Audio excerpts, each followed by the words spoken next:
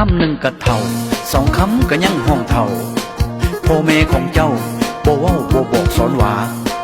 ห้องอ้ายห้องพี่คำดีๆห้องเฮียห้องป๋าห้องเท่ามันตกใจว่าผ้าให้หัวใจล่าลอยโยโยโยโยปล่อยลอยแก้มน้องปล่อยลอยปล่อยลอยแก้มน้องปล่อยลอย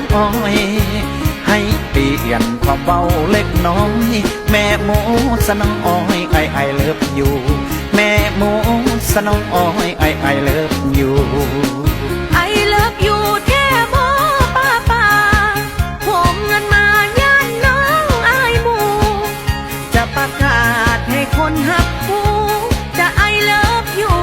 กับป้าผู้เดียวจะไอเลิฟอยู่กับป้าผู้เดียว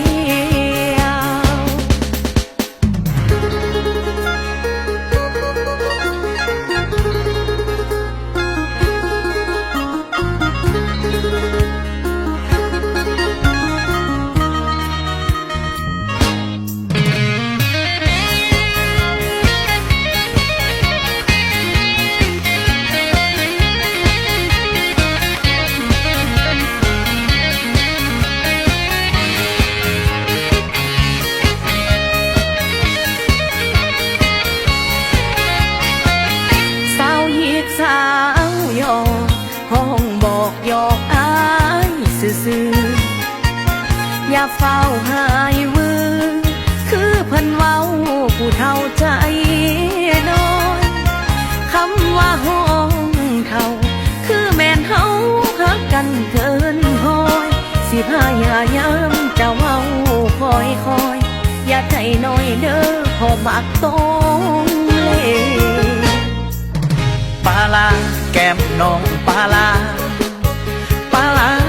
แก้มน้องปาลาอย่ามาห้องตู้ห้องตาห้องเฮียห้องปากระดีเด้อนางห้องเฮียห้องปากระดีเด้อนางห้องอายยันคนเขามองคนหัวพองเหมือนนิทานหัวนางเหมือนกับคุณลูกคุณลางแม่มาคุณลางแต่อัวมักคุณลูกแม่มาคุณลางแต่อัวมักคุณลูกคำหนึ่งกะเท่าสองคำก็ยังห้องเท่าพ่อแม่ของเจ้าบ่เว้าบ่บอกสอนว่าห้องอ้ายห้องพี่คำดีๆห้องเฮียห้องป๋าห้องเท่ามันตกใจว่าผ้าให้หัวใจล่าลอยโยโยโยโยปล่อยลอยแก้มน้องปล่อยลอยปล่อยลอยแก้มน้องปล่อยลอยให้เปลี่ยนความเบาเล็กน้อยแม่โมสนองอ้อยไอเลิฟอยู่แม่โมสนองอ้อยไอเลิฟอยู่ไอเลิฟอยู่แท้บ่ป้าผมเงินมาย่านน้องอายหมู่จะประกาศให้คนหักผู้จะไอเลิฟอยู่กับป้าผู้เดียวจะไอเลิฟอยู่กับป้าผู้เดียว